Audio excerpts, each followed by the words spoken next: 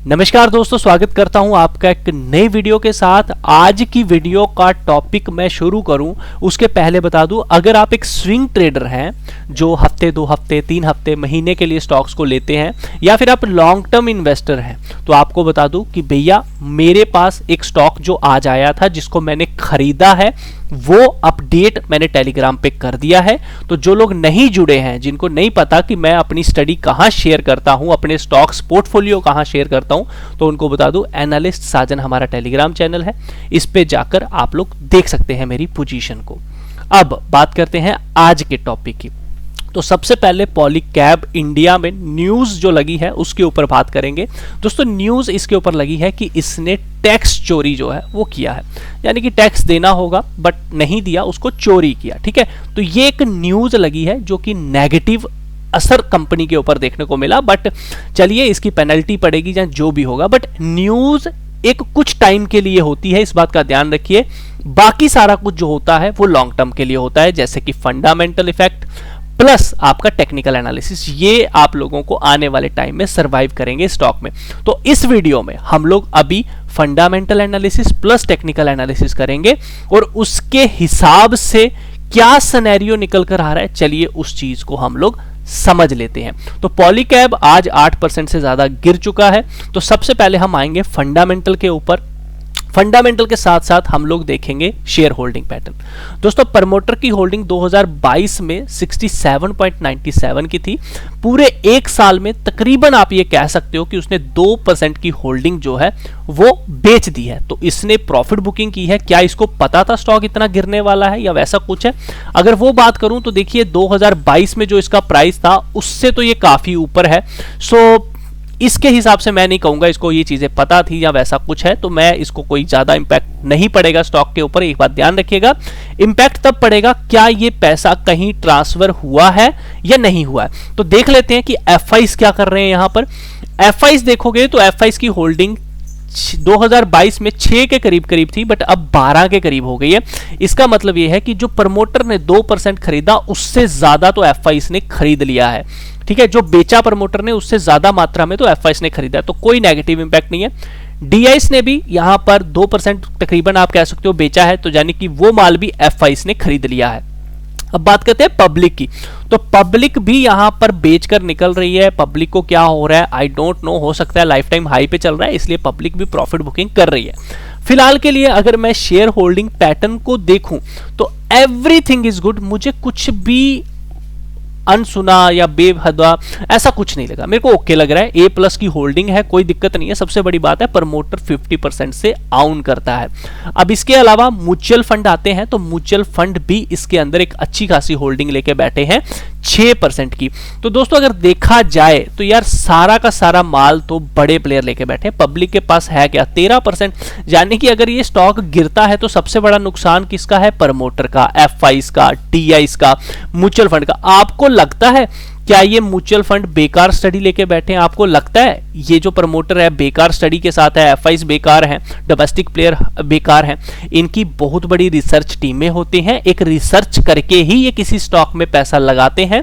तो हमें घबराने की जरूरत नहीं है। अगर ये स्टॉक आपके पास है तो डोंट वरी, आप बड़े जहाज में सवार हो चुके हो और उस बड़े जहाज का जो पायलट है वो अच्छे से जानता है कि इसको कैसे संभालना है, कब रुकना है, कब चलना है। ठीक है, तो share holding pattern is good. बात करते हैं इसके रेवेन्यू की। क्या कंपनी काम कर रही है कुछ? देखिए रेवेन्यू ये होता है टर्नओवर जो साल दर साल बढ़ रहा है, तो ये एक अच्छे स्टॉक की निशानी है। तो everything is good as per revenue. Net profit क्या हो रहा है? नेट प्रॉफिट भी बढ़ता जा रहा है, बहुत अच्छी बात है, यानी कि कंपनी ग्रोथ कर रही है, एक्सपेंसेस को भी संभाल रही है, प्लस अपने रेवेन्यू को बढ़ा रही है। अर्निंग पर शेयर अगर आप लोग देखते हैं यहां पर तो बहुत अच्छी देखने को मिल रही है 84 की। हमेशा ध्यान रखिएगा जब भी किसी स्टॉक का फंडामेंटल एनालिसिस करो, अर्निंग पर शेयर जो ईपीएस होती है ये प्लस में होनी चाहिए। 1 रुपया ही क्यों ना हो, लेकिन ये प्लस में होनी चाहिए। ठीक है, अब बात करते हैं कंपनी के ऊपर कर्जे की। तो रिटर्न ऑन इक्विटी डेब्ट टू इक्विटी अगर आप देखोगे 0.02, यानी कि कंपनी के ऊपर कर्जा है ही नहीं, बिल्कुल ना के बराबर कर्जा है लेकिन बिल्कुल ना के बराबर। ठीक है, यह बात ध्यान रखिएगा। और कंपनी कभी गई नहीं। डेब्ट टू इक्विटी रेशो 1 के ऊपर जब होना तब हाई रिस्क स्टॉक होता है, इस बात का ध्यान रखिएगा। चलिए ये हो गई बात। अब बात करते हैं इसको पैसा आ कहां से रहा है, क्या मेन बिजनेस से आ रहा है या कोई और बिजनेस भी है।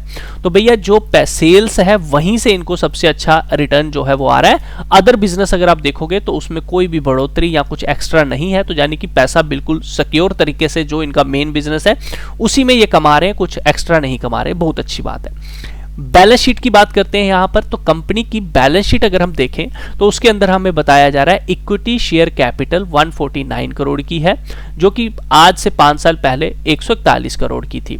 तो दोस्तों इक्विटी शेयर कैपिटल बढ़नी नहीं चाहिए, लेकिन इन्होंने बढ़ाई है, तो मुझे इतना इंपैक्ट नहीं पड़ता क्योंकि इतनी बड़ी मार्केट कैपिटल है, इतना बड़ा प्राइस का स्टॉक है, तो हो सकता है ज्यादा हिस्सेदार बनाना चाहते हो।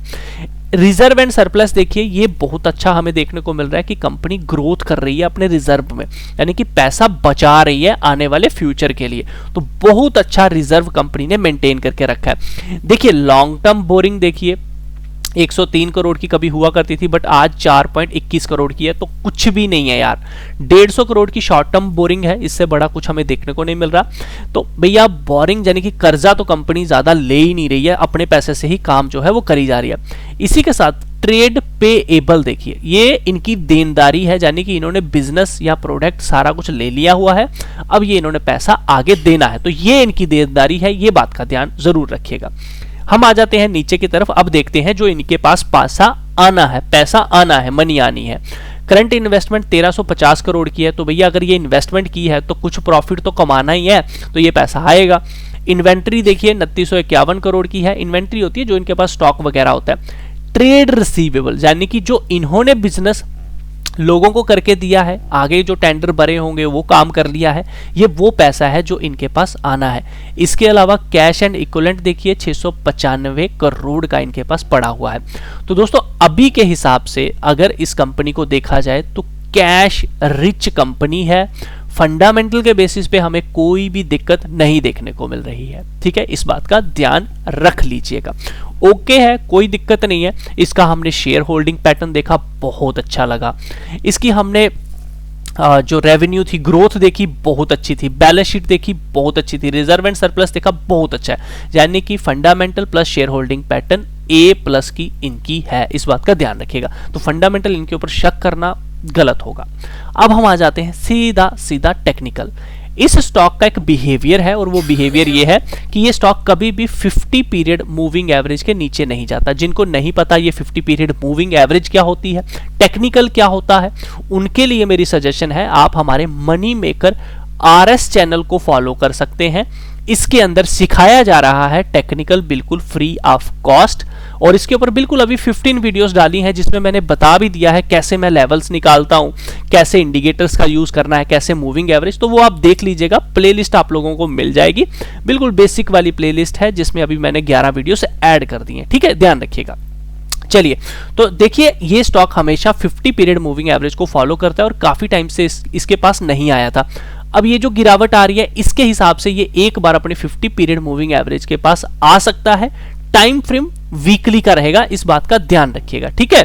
देखिए कोई भी स्टॉक होता है ना, वो चलता है एक रिट्रेसमेंट करता है, चलता है एक रिट्रेसमेंट करता है, चलता है एक रिट्रेसमेंट।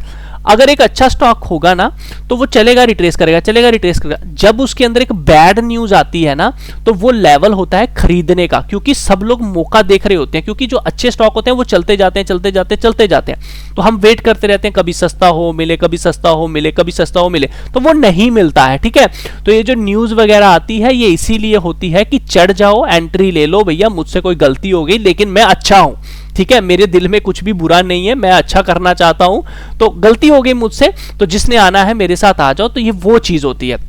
दूसरा एक बात ध्यान रखिएगा, इस स्टॉक में एक हैबिट है कि ये हमेशा 10 से 15% की करेक्शन देता है।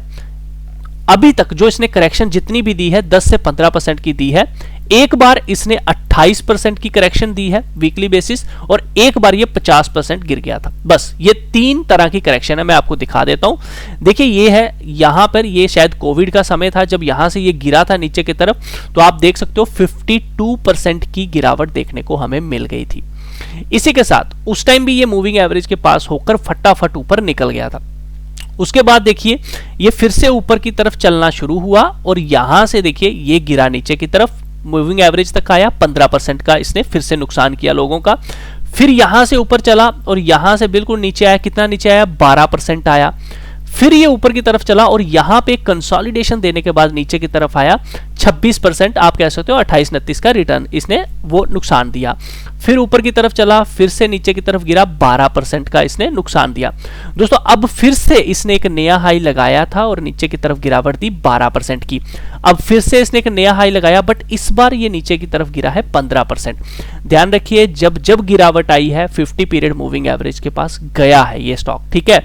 यहां गया था, यहां गया है, यहां गया है, बट बिल्कुल थोड़ा सा पास से होके निकल जाता है। इस बार ध्यान रखिएगा जब ये वाली बड़ी करेक्शन आई थी, ये जब हमें कोविड के टाइम पे जब ये स्टॉक गिरा था ना इस लेवल से, जब 50% आया था, तब इसका आरएसआई एक डाइवर्जन मोड में था, यानी कि ये स्टॉक तो हायर हाई लगा रहा था बट कहीं ना कहीं ये ऊपर की तरफ नहीं जा रही थी। 50% की उस टाइम गिरावट आई थी, ये बात ध्यान रखिएगा। तब ये 50 पीरियड मूविंग एवरेज के नीचे गया था। दोबारा से ध्यान रखिए जब ये 28% गिरा था यहां से, उस टाइम भी इस स्टॉक के अंदर एक डाइवर्जन बनी हुई थी, यहां पे हाई हाई हाई लग रहा था बट आरएसआई ऊपर नहीं जा रहा था, तब भी इसने 28% की डाइवर्जन 28% का डाउनफॉल जो था वो दिया था। इस बात की ध्यान रखिएगा। अब आपको मैं बता दूं, अदरवाइज अगर डाइवर्जन ना बनी हो तो ये 15% मैक्सिमम गिरता है, इस बात का ध्यान रखिए। दोस्तों अब मैं आपको कुछ दिखाना चाहता हूं, ध्यान रखिए इस स्टॉक में दोबारा एक डाइवर्जन बनी हुई है और इसके अकॉर्डिंग यानी कि हमें 28% या तो 50% ये मान के चलिए आपको गिरावट देखने को मिलेगी।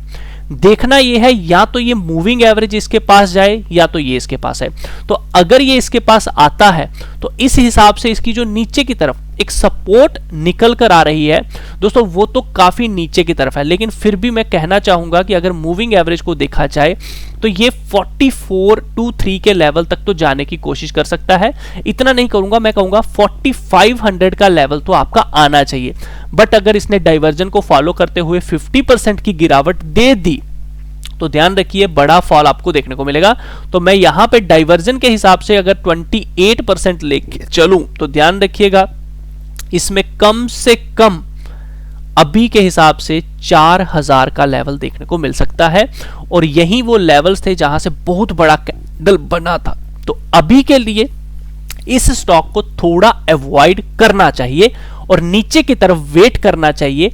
4148 के लेवल आ जाएं तो वहां पे हम खरीदने की कोशिश करें, लेकिन डायरेक्ट नहीं बाय करना है।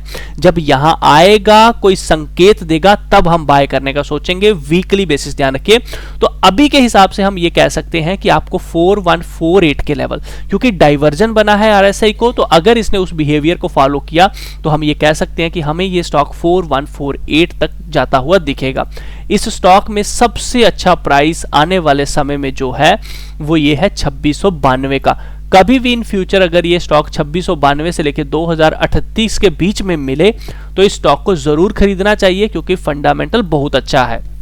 अगर ऊपर की तरफ आप ट्रैप हो चुके हैं, आप एवरेज करना चाहते हैं, सबसे बेटर होगा आप 4148 का वेट करें। यहां मिले तो लीजिए, क्योंकि यहां पर आपकी 28% की जो एक रेंज है इसकी गिरावट की वो पूरी हो जाएगी। इस बात का जरूर आप लोग ध्यान रखिएगा। अभी के हिसाब से अवॉइड करें। बाकी नीचे की तरफ अगर इसने 50% की गिरावट देनी है, अपने बिहेवियर को प्रॉपर फॉलो करना है जो पहले हुआ था, तो दोस्तों उसके हिसाब से तो फिर ये कहता है कि मैं 27 तक भी जा सकता हूं। हो भी सकता है वहां तक भी चला जाए। क्यों? क्योंकि इसके अंदर एक ट्रेंड लाइन भी निकल कर आ रही है जिसको इसने फॉलो किया था हमेशा, और अब हो सकता है ऐसा ऐसा करके ये उसको फॉलो करने की कोशिश करे। लेकिन 3400-2700 के लेवल बड़ी दूर के हैं, मैं इतनी दूर तो नहीं जाना चाहूंगा।